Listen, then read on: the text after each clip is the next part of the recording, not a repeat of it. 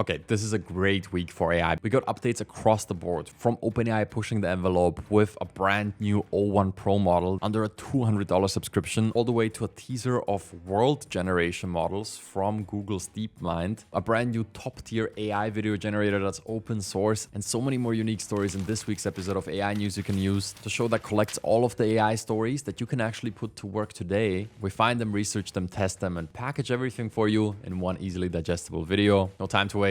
Let's get into it. Okay, so the biggest story and piece of news that you can actually use this week is definitely OpenAI coming out with O1, their full version of their reasoning model. And they also released a brand new subscription plan called ChatGPT Pro, coming in at 10 times the price of the Plus plan. $200 a month. I already upgraded to this plan to show it off to you in this video. Quick side note, I had to do it on a different OpenAI account as my main one because my main one is in a team subscription. And I couldn't just upgrade my license within the team. I had to use a separate account. And when you do that, it looks very similarly to what it looked like just yesterday. You have the model switcher up here with two slight changes. One of them is that O1 preview changed to O1. This is the full version of O1 that we've been waiting for. That performs way better on all sorts of benchmarks that you really care about if you're using O1. And then you have O1 Pro, which is a marginal improvement in performance, but the consistency is the main selling point here. When you run a prompt 10 times, way more often are you going to get consistently high quality results. Okay, so before we talk about the new O1 and what my first impression is of how these models perform, let me just point out the other things that come with this $200 a month subscription now. You get unlimited access to all of the normal models, plus unlimited access to advanced voice mode. This is something that many people have been requesting, and although they did change this over the past week, some users even reported up to 90 minutes of usage sometimes, and even the window in which it resets got shrunk from 24 hours to somewhere around 16 to 20 hours. It always varied. Nevertheless, if you wanted to use advanced voice mode as a passive assistant while working, you couldn't really do that because after about an hour, it would just turn off. This is the first plan where you can really do that. You could have the advanced voice assistant on 24/7, which I guess opens up a new set of use cases that nobody has really considered yet. If they pop up, we'll certainly cover them. But it is interesting that you could now have a 24/7 voice assistant on your phone.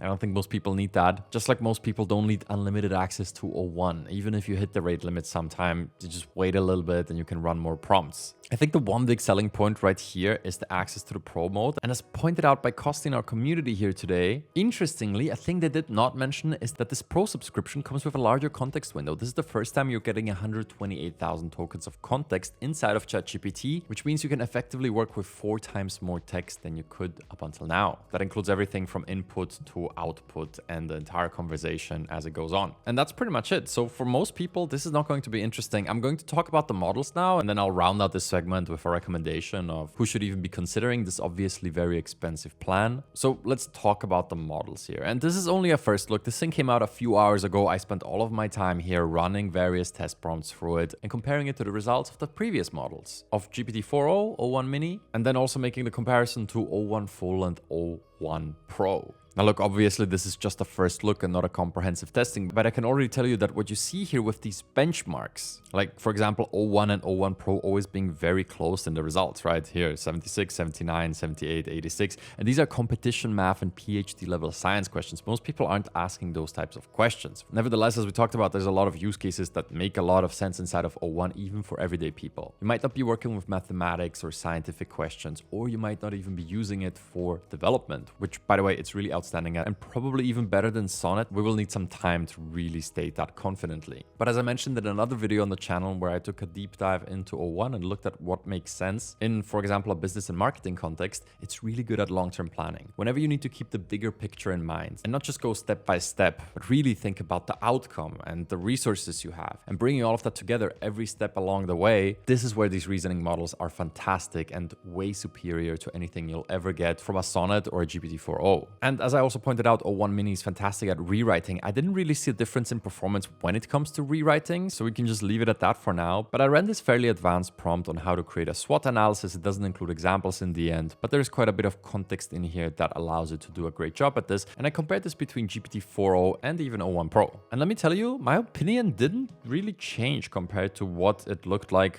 a week ago when it comes to these models. O1 Preview is way better at actually thinking this through. And as I said, considering various viewpoints and things like an outcome or division even more than 4.0 will ever be able to do. And this didn't really change with O1. Matter of fact, I don't even see a big difference in this particular use case. I mean, fair enough. They advertise this as, hey, this is really good for science. It's good for math. It's good for code generation. And I guess that's where all the gains will be found. But just like before, I always went to O1 Preview for a lot of these strategic type prompts. O1 seems to be doing equally as excellent on those tasks. And if I compare this to O1 Pro mode, it's virtually the same, except that the Pro model took even more time. I then did the same thing for social media content calendar, which O1 Pro took over 90 seconds for. And O1 was faster, and again, it essentially came up with the same thing, and both of them are head and shoulders above what you can get from ChatGPT 4.0. So I don't know, I suppose the verdict is O1 is head and shoulders above ChatGPT 4.0 when it comes to some of these strategic use cases that I personally really care about, but the Pro mode, not really necessary for most users. And again, that's just speaking from the limited tests I ran here. I mean, hey, I literally only ran one coding prompt, which is where I asked it to build a browser chess game, and it did that, and the Pro mode was slightly longer. I ran it through the tokenizer, and the output was around 10% longer, but when I ran the same thing through Claude, the output was actually 30% longer, plus obviously in the artifacts, you could actually run it in the browser. But I realized that this doesn't mean at all. Just time will show how this actually performs in practice.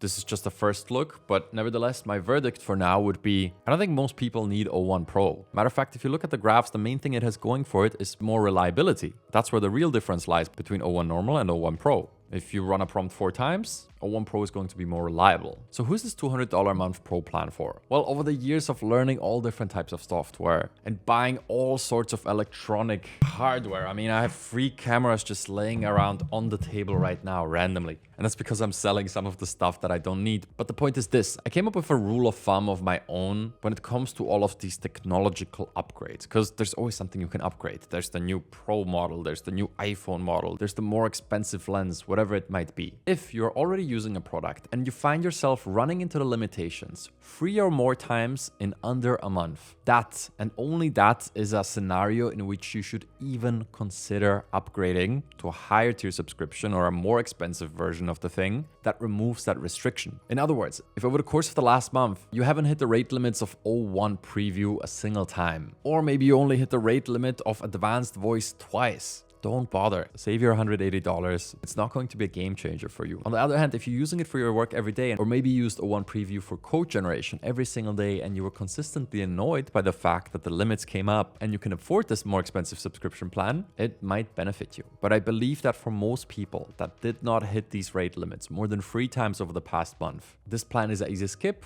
although they might include more into it over the course of the next 11 days with these 12 days of OpenAI Christmas that they're doing. Okay, so that's the news from OpenAI, but let's have a look at other stories, because so much more interesting stuff that you can put to work today came out this week. Some of it arguably way more practical than these new O1 models for most people. Okay, next up we have something that came out last week, but I just want to point this out briefly. It's an innovative thing that came out of Anthropic's Claude, and it's called the MCP protocol, aka the Model Context Protocol. Now, this might sound fancy, but at the end of the day, this is just a way to link up external tools to your Claude interface. You can think of this like the tools inside of ChatGPT. Like here it has the ability to search the web. And as you might know, under the hood, it has the ability to browse the web, run the code interpreter, or generate images. Now, what Claude did with the Model Context Protocol is actually it gave users the ability to implement custom tools. So if you want Claude to browse the internet, which it could not do previously, you can hook it up via Model Context Protocol to an internet browsing API, and now Claude can do that. If you want to hook it up to your server or a weather app that pulls live weather data, you can also do that with MCP. There's a lot of possibilities here, and I'm planning to actually spend my weekend exploring this, as I definitely want to cover this more in between the channel and the community. It seems like a fantastic advanced way to get the most out of these LLMs, because the stuff they'll ship into this is, well, aimed at a user base of 300 million users. And a lot of the people watching this channel are probably in the top % of those 300 million in terms of sophistication and ability to get the most out of these tools. And that's where something like this can really shine. So again, it just came out and I'm looking forward to exploring this a bit more, but now you're aware of the fact that they open source this. And if you want to extend your Claude, you can go ahead and give it a shot yourself. So these AI tools and workflows I show you on the channel can be really useful to build incredible things. But once you create something, it instantly spawns the next question. What do I do with it? How do I offer it to the world?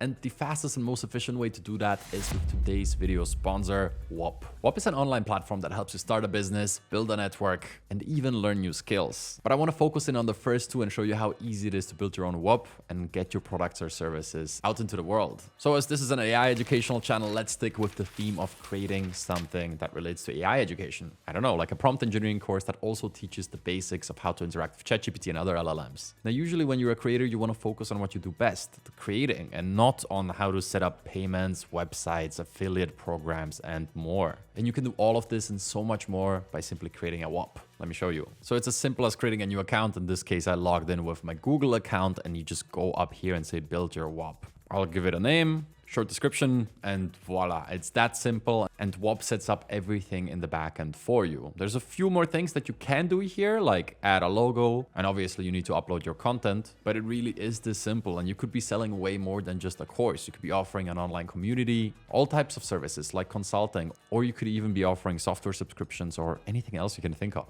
As mentioned, I can add a logo over here, upload all my media in here, and all it takes to go live is setting up the pricing, which looks like this. So how simple that was, and I now have a custom link that I could access and offer this to people. In this case, it's free, but it also works with subscriptions and payments, of course. And beyond this, you can easily add testimonials, FAQs, affiliate programs, and all sorts of apps that allow you to do custom things in their very own app store. So this really simplifies all of online business into one platform, which is a real advantage if you're just getting started. And they have a fantastic mobile app, so you could do all of this on your phone or manage this from your phone at any point in time. So if you want to build an online business or community, Whop is a fantastic option. And you can get started today by clicking the link at the top of the description. And now let's move on to more AI news that you can use. Okay, in the world of AI video generators, there's a brand new top tier player. And I'll keep this brief, but let me just tell you that this is one of the best video models out there, and they completely open source the damn thing. You could try it on their own website, but there you need a Chinese phone number. I would just recommend using the file.ai interface. I'll link it in the description below, but right here you can generate anything. And let me tell you, this video generator is really damn good. I mean, look, OpenAI might just release Sora over the coming week or so, but I'm not even sure how much that would matter at this point, because some of these video generators are so amazing. Here's a little clip that didn't turn out too well, but this is the first thing we generated, a penguin riding a skateboard. And let me tell you, each one of these clips costs 50 cents. But if you want a full breakdown of this, I would recommend a video from friend of the channel, Matt with Pro AI, where he does a full breakdown of this with many more examples of how this performs. But yeah, I think overall, when it comes to open source models, this one seems to be the best one available right now. And now let's move on to the next story. Okay, next up we have Kling's virtual try-on tool. And this is the first commercialized virtual try-on tool that I've seen. Maybe there's some very niche ones, but this is the first S-tier company, in this case Kling, coming out with a specific tool to try on different clothes on AI avatars. As we talked about in last week, all these video companies really try to bring forth all the use cases and all the practical use cases for these tools. And this is a fantastic example. And logging in, I got this offer that I wasn't expecting. There's a trial package where you get free credits and you can just try things for free without having to subscribe. So let's see if we can actually use this tool without paying here. So if we go to AI images, there's this new tab called AI Virtual Try-On. And while it allows you to do custom models, in this case, I'm just going to go with one of the recommended ones. I'm just going to search for some old school style Prada dress. Ah, this is perfect. Black vintage gown. Let's see if we can try this on one of these models. Quick screenshot, upload that to the tool. And how about we just put this onto the first model? I feel like this would be a great fit. Let's say generate. Whoa, wait, that worked really well, no? This is the dress. I guess the shoulder is a bit different, isn't it? And the length is totally off. Okay, wait, let's try with a different model then. Okay, well, I don't know. The length is definitely off. The shoulder looks better, but this is different. And then also all the details around the belly and the chest area are completely different. I don't know, if I were a fashion designer and I wanted to sell this dress of mine and somebody came back with these pictures, it's a bit of a disaster. That's not even the same piece of clothing. Let's try once more with a different piece of clothing. Ooh, this one looks a bit tricky, but hey, I'm not here to give it easy examples. I'm here to test it in practice. Take this dress and let's take the same model. What? Now it mixed the two images? What's up with that? So I don't know, this doesn't seem even close to being production ready. So I checked out the user guide here to see if I was missing something, and it seems like this is more of a tool that is set up for you to try on different types of clothes and not for manufacturers of clothes to put them on different types of models. So you can upload yourself here and see how the clothes would look on you. Roughly. My initial impression was that this would be absolutely amazing for online shopping. But really it's just to switch outfits instantly, and then you can even easily turn it into a video with one click. On this free plan I will have to wait for 1,178 minutes for that video to generate though. So feel free to digitally try on clothes on yourself if you create a custom model of yourself here. It's something new that works okay, and that's always nice to see. Next up we have Minimax coming out with a brand new tool, and this one got me excited when I saw it because Minimax already was extremely good at doing characters, and they came out with a feature specifically focusing on characters. And the main thing I want to show you is the launch video here, and I gotta say this has to be one of the best AI feature launch videos I have seen yet. These are always heavily cherry-picked. Obviously, they're there to market the best results you can get with the tool. Nevertheless, these results are impressive. Sora on the day of its reveal type of impressive. I mean, look at some of these scenes. Incredible. Some of these moving frames look just like the ones inside of Harry Potter. And this final scene of these two guys leaving the frame, this would be so hard to pull off with visual effects. Now you can just prompt it with this brand new tool. And just to be clear, this is an image to video model. So you start with a static image and turn it into videos like this. And here's a comparison from Twitter user Yachimat, I suppose, between the original model and this live model, and how much better this really is at animating, in this case anime. So we can easily give this a shot ourselves. If you go to the website and switch on over to the image to video tab here, you can switch to the new live model down here. And what if I give it a frame of this little AI comics I made back in the day when we held a little workshop on how to do this in our community? I'll just take one of these images and see what happens when it tries to animate this rabbit. So here it is. The live model is selected. There is a free trial here, so we can just go ahead and generate this without a prompt. Sometimes it does help to describe exactly what you're seeing and what movement you want, but I'll just leave this blank. Let's see what we get. All right, mouth randomly moving. Look at those eyes. This is pretty good, honestly. If you dub this accordingly, you have a usable anime scene. So just like the trailer, this seems to live up to the expectations of being a use-worthy application that can create animated shows or scenes. Pretty cool. On to the next one. Okay, next up we have ElevenLabs entering the big boy arena of voice AI agents. And what this actually means is that there's finally some true competition to OpenAI's advanced voice mode. The prices were super high and there was not a lot of downward pressure on them because nobody else really came out with a platform that was as easy to use and to implement as OpenAI's advanced voice mode through the API. But now that changes as ElevenLabs is making its move here. So if you log into the platform, on the conversational you can go to agents, and here you can try various agents. We'll go with the default one as I think this is the universally agreed upon use case that just makes so much sense. Customer support. So I'll try a call here, put on the headset, and I expect the voices to be really good, but let's see how good the latency is and how fluid this feels. I understand. It's important to have a smooth and responsive experience, especially when it comes to voice interactions. Yeah, 100%. So let's see how the interruption works. Ooh, I actually like that. It interrupted very smoothly. Let's see how long it takes now between me stopping my monologue and it answering. That's great to hear. I'm glad the interruption worked smoothly. I'm always working to improve my response times, so I'll be sure to note your feedback. Let me know how long it takes for me to respond after you finish speaking. No, you're good, Eric. I gotta say, this feels even more fluid than advanced voice on the phone. The interaction is often a little wonky, and what happens if there's some other rustling sounds or something like this? No, you don't get distracted. Could you answer now? That's fantastic to hear. Okay, this is really good. First look based on intuition here. Excellent work. So if I go on to create an AI agent, what does the interface look like? Because I think the amazing thing about the advanced voice mode editor is that it is really simple. But ElevenLabs has always been good at interfaces. That has not been a weakness of theirs. So let's see what we get here. Okay, pretty simple. The starting message, the language, there's a system prompt. You can pick a LLM. Oh, you could even take Claude 3.5 Sonnet. I suppose this was Flash. That's why it was so fast. Nice. They even have a knowledge base that takes URLs or pure text. This is super convenient. Look at that, it can catch webhooks. This means you can easily integrate this with any automation processes you might have, or if something happens on your website in your CRM, you could set up a little automation that fires a webhook, and then the agent can catch it and adjust the conversation. So making orders or tracking shipping. all relatively easy to do as they have this in here. And then you got to give it a description of when to use the tool. This looks fantastic. Okay, as I would imagine, there's a ton of voices to choose from. I even have my custom trained one in here. Wow, I'm just realizing what big of a move this is by ElevenLabs. They're really going outside of just providing voices. They don't want to be the ones just providing the tech. They also want to be the platform that it gets distributed from.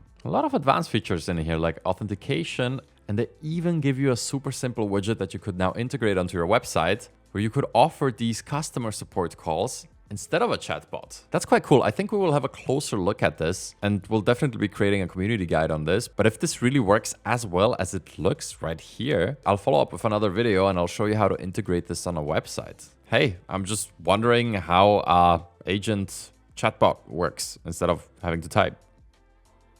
Hey there, I understand you're curious about how Agent Chatbot works without typing. That's a great question. Agent Chatbot can be used with voice input, allowing you to talk to it instead of typing. This is really cool, and this implementation seems incredibly easy. And you literally just copy paste this into your head or body text of your website and you're good to go. Wow, strong move, ElevenLabs. Again, we'll have a closer look at this and follow up with more info. And while we're on the topic of voices, Hume has a brand new model that allows more customization than anything we've seen out of any voice creator before. Remember the ElevenLabs feature we looked at a few weeks ago, where you can just prompt a voice into existence? I think it was under voices, and you could add a new voice right here from a text prompt. Well, this same feature is now offered by Hume, and Hume you might not be aware of because we covered it multiple months ago, but their main focus was an emotionally aware AI that could pick up on things like tonality and intonation that underlie your words. They call themselves the empathetic AI platform, and in this case, they have a brand new voice creation feature. Let's have a look at it. And in their voice playground, which looks like a simple ElevenLabs right here, but with some unique capabilities, you can do similar things, just like you can do in ElevenLabs. So for example, if you go to voices, you can create a voice. And this is what I meant. You really get to dial it in here. Look, you can pick how nasal a voice is or how clear it is. Okay, let's make this one super nasal, extremely bold, while being very smooth and slightly enthusiastic. Also, let's make it more masculine. And let's call this the AI Advantage Nasal Dominance and create this brand new voice. Let's have a listen to how this sounds. Hello, I'm your friendly neighborhood AI with a knack for emotional intelligence. What's on your mind today? Okay, we need more nasality in here. And also I want it to be even smoother. AI Advantage Nasal Dominance 2.0. Let's go. Hello, I'm your friendly neighborhood AI with a knack for emotional intelligence. What's on your mind today? Okay. What happens if I go to the other side of the nasality slider, but now I do have to change the name, which I can't easily do? Never mind. Let's have a listen anyway. Hello, I'm your friendly neighborhood AI with a knack for emotional intelligence. Interesting. So if you really want to dial it in, you can do that with it right here. And then you could head on over to the playground and also build the AI voice agent right here. I could pick my custom voice here. The AI Advantage Nasal Dominance will do. System prompts, and as tooling, I can only use web search or a hang-up feature. And there's no knowledge base, and the supplemental LLMs offer similar options to ElevenLabs. This product has more emotional intelligence than both OpenAI and ElevenLabs, unless OpenAI has some trick up their sleeves over the coming 2 weeks, as they will announce a lot of new things. But again, I just love to see more competition in this marketplace. And as this market segment develops, we'll keep an eye on Hume and what they come up with. This seems very promising too.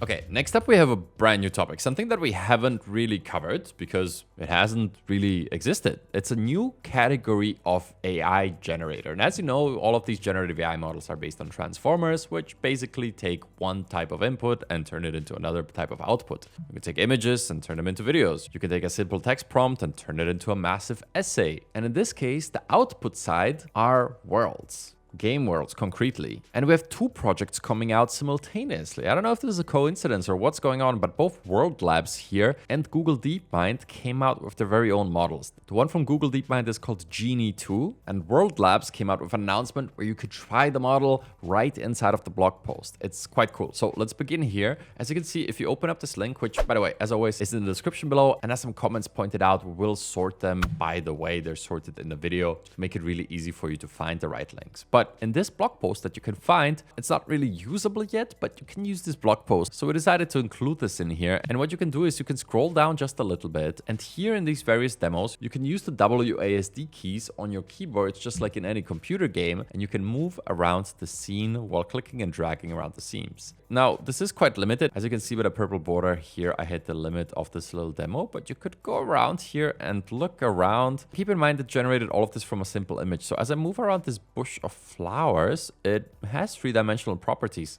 And as opposed to some of the game demos we've seen recently, this has temporal consistency. So if I look around, it's still the same bush of flowers over here, no matter what I do. In some of the demos of the generative game engines, you did a 360 and everything looked different. So here's a few more examples, and it doesn't end here. There's a lot of other examples and demos within this blog post, but you can just move around these images. It makes them navigatable. It makes them three-dimensional. Look at that. I can move around this little mountain over here and see what's behind it. Is it perfect? No. But all of these models are just in their infancy. This is just getting started. And there's multiple effects that can be achieved here. This is a classical dolly zoom, where you physically move a camera back and forth in space while zooming in or out. So as I pull the camera back, I would slowly zoom in and do the opposite while moving closer. Well, now you can simulate this with a model like so. There's a few more here. If you want to explore this yourself, just head on over to the website. It's really fun, super simple to access. And they also provide a waitlist if you're keen to see the latest updates as early as possible. Now, the second project here is Genie 2 coming out of Google DeepMind. And they also have a very similar demo where you can use WASD and the mouse to navigate stuff. And this is actually text to 3D world. And as you can see from a simple text prompt, it generates a playable video game demo. Again, with temporal consistency, meaning you look around and the stuff is consistent across time, just like we're used in the real world. It's kind of important. I mean, imagine coming home from work and every single day your wife is a different one. I don't know, I suppose some people would enjoy that, but generally speaking, that's not a good thing. I think you understand my point here, and especially if you're creating worlds or games, you want consistency. And it even has something like long horizon memory, which is essentially long-term memory, where as it generates something and you leave that area, when you come back, it remembers that it generated that and it recreates it, adding to the consistency across time. I really wonder how far this can scale and how video game manufacturers will implement this over time. But these early looks at things are exactly the reason why I got into AI and why I always was into tech in the first place. If this interests you at all, I highly recommend you check out both of these blog posts. They're packed with examples and information, and especially the Google DeepMind one provides a ton of different potential use cases for the gaming industry, like AI agents acting inside the world model and what that can do right now. Okay, and that's pretty much everything we have for today. And I just want to end on one note. We did a live stream on Monday, which at this point, dozens of people have told me that it has been the best live stream I ever held on this channel. I had two guests, Matt VidPro and Tim from Theoretically Media,